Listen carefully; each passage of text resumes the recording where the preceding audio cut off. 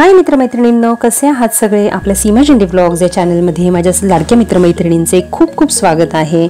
आता आहे ना, सध्या बाळ आपलं बसायला लागलेलं आहे. स्वतःहून तर अजून थोडं थोडं बसतं, पण एकदम असं त्याला उठून बसता येत नाही. आणि आपण बसवलं ना मस्त असं बसतो. आणि सानवीचे जेवढ्या काही जुन्या गोष्टी आहेत ना, आता ही चेअर पण तुम्ही जी बघताय ना ती देखील सानवीचीच आहे. सानवीने ते एवढी काही वापरली नाही ती, पण आता बाळाला मस्त अशी बसायला झालेली आहे ती. आणि अजून एक गोष्ट म्हणजे बाळासाठी आहे ना, मी आता झोका बांधणार आहे. त्याच्यासाठी घरामध्ये आहे ना, मी अशी हुक देखील आता मागच्या आठवड्यामध्ये लावून घेतलेली आहे. आणि बाळासाठी जर झोका बांधला तर सानवी कशी काही गप्प बसेल? तिला तर बाळाचं बघून तर ती पण मागणार. त्याच्यामुळे मी काय केलं, मग आमच्या पार्किंगमध्ये भरपूर अशी जागा आहे, तर तिथे मी छान असं हुक लावून घेतलेलं आहे. छान असं 100-200 किलो वजनापर्यंत पेलू शकेल असं मी चांगलं पक्क हुक लावलेलं आहे. तिथे देखील मी एक मोठा झोका घेणार आहे जो सानवीसाठी असेल. तर असं मी मुलांना छान असं एंटरटेन करण्यासाठी काही ना काहीतरी त्यांना ॲक्टिव्हिटी आणि त्यांना एक आवड निर्माण व्हावी अशी काही ना काहीतरी गोष्टी घरामध्ये करत असते. आणि आता तर सानवीला सुट्ट्या चालू झालेल्या आहेत उन्हाळ्याच्या. तिचं ICSE बोर्ड असल्यामुळे तिची परीक्षा लवकर संपलेली आहे. आता 15 दिवस तिला सुट्ट्या असणार आहे. 15 दिवसानंतर रिझल्ट आहे दुसरीचा. त्याच्यानंतर तिसरी इयत्ता तिची चालू होईल. जी शाळा तिची 1 महिना असेल आणि त्याच्यानंतर पुन्हा 2 महिन्याच्या सुट्ट्या असणार आहे. आणि पुन्हा मग तिची तिसरी इयत्ता जी आहे ती कंटिन्यू होणार आहे.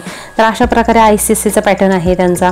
आणि आता माझं देखील उद्यापासून ऑफिस चालू होत आहे. सर्वात मोठी न्यूज म्हणजे ती आहे की मी उद्यापासून ऑफिसच्या कामाला रिझ्यूम करत आहे. मला माहिती नाही मी कशी मॅनेज करणार आहे, कारण आत्ता आहे ना, तुम्ही इथं बघू शकता माझं ह्या दोघांमध्ये दिवस कुठे निघून जातो ना माझं मला समजत नाही.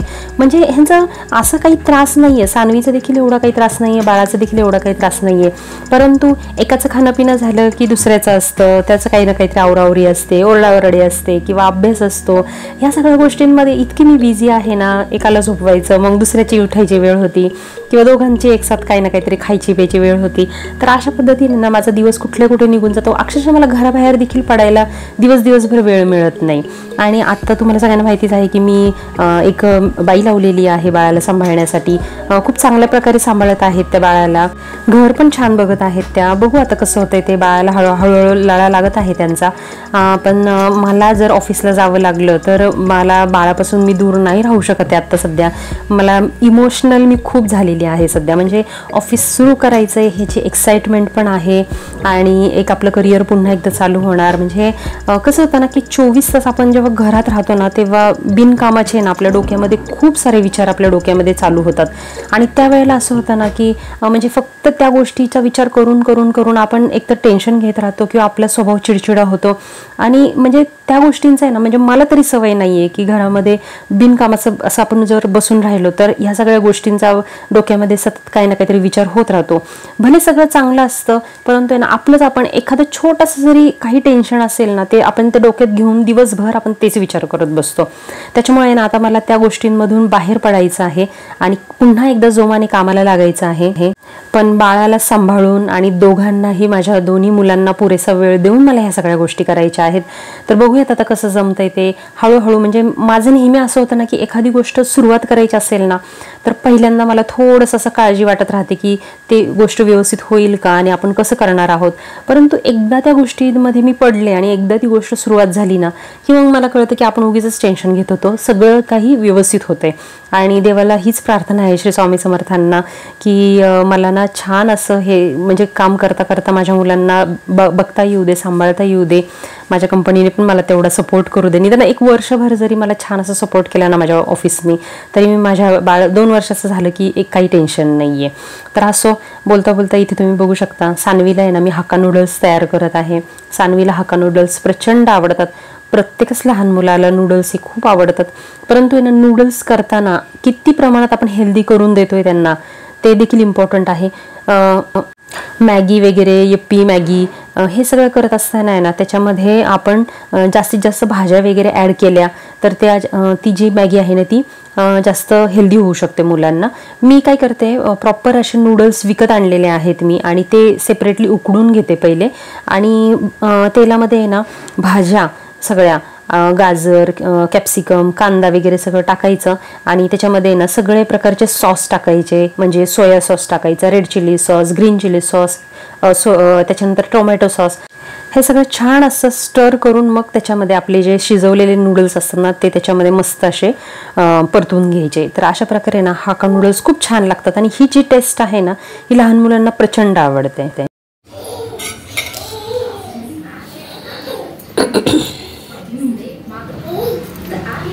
टिंग टिंग टिंग टिंग टिंग टिंग, येलो आपका खाना तैयार है, गरमा गरम. ए भाजलं खाल्लं का? The prince and his magical amulet. Well, the prince was heartbroken when he realized the amulet was gone. He searched high and low, but he began to lose hope and he became depressed and withdrawn. But one day, while walking through the forest, the prince came across a wise old त्याला काय झालं? Why do you look so sad? Oh, wise owl, I have lost my amulet and I do not know. तर बाळाला आहे ना आपण हा हे घेतला होता बाथटब, आणि बाळाला काही हे जे होतं ना हे असं कडक असल्यामुळे जेव्हा हा 3-4 महिन्याचा होता त्याच्यामध्ये तो काही बसलाच नाही. हे कडक असल्यामुळे त्याला कसं मांडीवर आंघोळीची सवय होती आणि हे कडक असल्यामुळे तो काय रडायला लागला, त्याला अजिबात कम्फर्टेबल वाटलं नाही.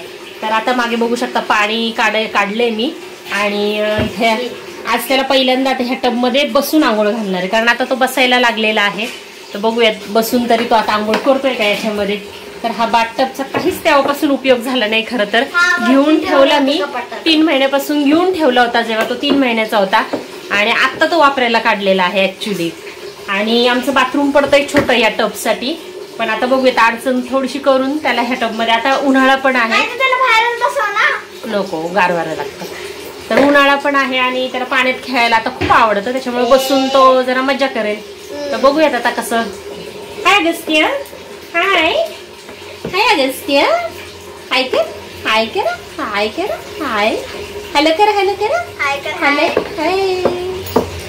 चला आता आपण नाणं करूया टब मध्ये. बसवायचं ना पाठ घासायला, हा मागं डोकं आपल्याला. चला आता आंघोळ करून घेऊयात.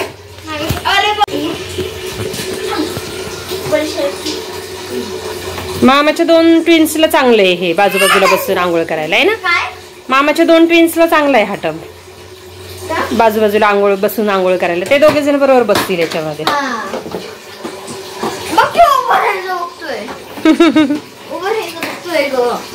तुमच्या दोघांना नाही येणार बघायच्यात आंघोळ करायला बसून. तू एकटी बसू शकते फक्त, तर किती मजा वाटते बघ ना. तर मजा वाटते उलटा आज. आता आंघोळ घालताना जास्त मजा वाटेल.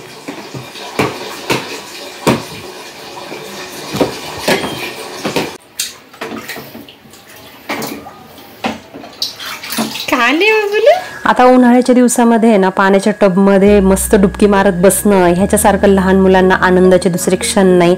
तर मी ना सानवीला मोठा असा तो रिंगवाला प्लॅस्टिकचा टब तो आणला होता, आणि लहानपणापासून ना दर उन्हाळ्यामध्ये 3-3, 4-4 बादल्या त्याच्यामध्ये आम्ही भरायचो आणि मस्त ती अशी त्याच्यामध्ये लोळून छान अशी उन्हाळ्याच्या दिवसामध्ये पाण्याचा आनंद घ्यायची.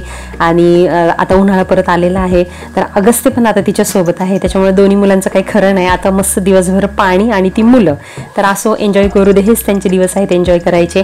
आणि अजून एक हेल्दी रेसिपी मी केली होती आता, ती म्हणजे पालक पनीर केलं होतं. रेसिपी शूट करायची राहून गेली, पण खूप छान झाली होती. अगदी सिंपल सोप्या पद्धतीने आहे. नंतर पुन्हा एखाद्या दिवशी मी पालक पनीरची माझी रेसिपी नक्की शेअर करेल. खूप छान होती, लहान मुलांना प्रचंड आवडती. शक्यतो पालक म्हटलं की मुलं नाका मुरडतात, परंतु आहे ना मी जसं पद्धतीने केली आहे ना पालक पनीरची भाजी, तशी मी जी पद्धत आहे ना माझी ती तुम्हाला मी नक्की सांगेल पुढच्या व्हिडिओमध्ये. काय आणले हे नवीन? मार्शमेलो. कसलं मार्शमेलो?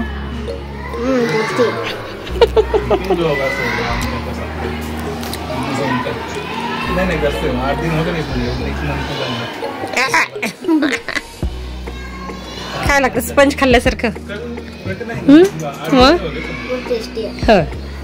ओरिओ खाल्लाय, ओरिओ सारखं. ओरिओची टेस्ट आहे. बघू ज़्यादा टेंशन है, जब मैं गया कि क्या पसंद है कि चाहिए तब देखेंगे। स्लम मऊ गिळगिळीत आहे। ऑफिस में अच्छा लगेगा। गिळगिळीत लागतं, एवढं खाऊ नको सगळं, बाकीच्या डब्यात घालून ठेवून दे। तर काल आहे ना मी मस्त अशी नर्सरीमध्ये जाऊन रोपं आणलेली आहेत फुलांची। तर मला ना आता ह्या उन्हाळ्यामध्ये ही आमची इथे खिडकीच्या खाली अशी जागा आहे ना, इथे देखील पूर्ण अशी झाडं लावायची आहेत। तर ही रोपं तुम्ही बघू शकता, हे आहे चिनी गुलाबाचं रोप आणि हे आहे मस्त असं मोगऱ्याचं रोप आणलेलं आहे। तर अशा ह्या 2 कुंड्या आत्ता सध्या आणलेलं आहे, अजून तर पिशवीमध्येच आहे, मला ना माती आणायची ह्याला। अशी छान 2 रोपं आमच्या ह्या झाडांच्या फॅमिलीमध्ये ॲड झालेली आहे। उन्हाळ्यामध्ये ना उलट जास्त झाडं माझी ग्रीन झालेली आहेत। आता पाणी वगैरे टाकलेलं नाही अजून झाडांना, पण इथे बघू शकता छान अशी सगळी झाडं माझी आहे ना मस्त अशी हिरवीगार झालेली आहेत। आता हे ना काय झालेलं आहे, एका कुंडीमध्ये अशी 2-2 प्रकारची रोपं आलेली आहेत। आता ती मला सगळी ना सेपरेट करायची आहे, एक रोप एका कुंडीत एकच रोप असं ठेवायचं आहे। आणि हे देखील एक नवीन रोप याचं आणलेली शोचं, याच्यात माती टाकायची अजून। तर अशी शोची रोपं सगळी लावणार आहे, म्हणजे हा दरवाजा आहे सेंटरला आणि सेंटरला दरवाजा ह्या बाजूला झाडं आणि या बाजूला झाडं खिडकीच्या खाली अशी मी लावणार आहे। बघूयात उन्हाळ्यामध्ये माझी परसबाग अजून कशी खुलती आहे ती। दारामध्ये अशी झाडं असली ना आणि उन्हाळ्यामध्ये हिरवीगार झाडं अशी बघायला खूप छान वाटतात उन्हाळ्यामध्ये। आणि मला खूप गार्डनिंगची हौस आहे, वेळ मिळत नाही त्याला, पण तरी पण आवडते। ह्या कुंड्यांच्या स्वरूपात का होईना थोडीशी माझी गार्डनिंगची हौस भागवून घेते। आणि आता वाढवायची आहेत झाडं, मला शोची आणि फुलांची जास्त लावायची आहेत झाडं। खरं सांगू का तुम्हाला, फुलांच्या दुकानामध्ये जाणं म्हणजे एवढीशी फुलं ते 20 रुपयाशिवाय देत नाही, 20 ते 25 रुपयाशिवाय देणार नाही, आणि ती देखील शिळी फुलं असतात। परंतु पर्याय नाही आहे, आपल्याला देवघरामध्ये देवपूजा झाल्यानंतर थोडीशी का होईना फुलं मांडायची सवय असते। देवाला फुलं वाहिल्यानंतर ती देवपूजा पूर्ण झाल्यासारखी वाटते। त्याच्यामुळे ना आपण म्हणजे पैसे देऊन कशी का होईना पण ती फुलं घेऊन येतो। मी देखील रोज जेव्हा मी वॉकिंगला वगैरे जाते ना तेव्हाच मी फुलं घेऊन येते देवासाठी, आणि ज्या दिवशी नाही जमत त्या दिवशी मी देवाला काही फुलं वगैरे वाहत नाही। तर मला असं वाटतं ना की माझ्याकडे ना अशा प्रकारे सगळ्या प्रकारची फुलं असावी, जेणेकरून ना आपल्या देवपूजेसाठी बाहेरनं फुलं वगैरे आणायची काही गरजच नाही पडली पाहिजे। तर अशा पद्धतीने मी सगळ्या प्रकारची फुलं आहेत ना मी दारामध्ये लावणार आहे, म्हणजे 12ही महिने माझ्याकडे ना कुठलं तरी फुल असणार। म्हणजे एक जरी काही फुल माझ्या देवाला जरी भेटलं ना तरी मला खूप छान वाटेल। आणि माझ्या देवघरामध्ये ना माझ्या स्वतःच्या कुंडीतली वाहिलेली ही पहिली फुलं आहे। कसं वाटतंय माझं देवघर मला नक्की कमेंट करून कळवा, आणि आजचा व्हिडिओ देखील कसा वाटला हे देखील मला नक्की कमेंट करून कळवा। आणि हो मैत्रिणींनो, ह्या व्हिडिओला लाईक करायला विसरू नका, आणि आपले जर व्हिडिओ तुम्ही पहिल्यांदा बघत असाल ना तर प्लीज आपल्या चॅनलला सबस्क्राईब करायला विसरू नका। चला तर मग भेटूया अशाच एका नवीन व्हिडिओमध्ये, तोपर्यंत बाय बाय।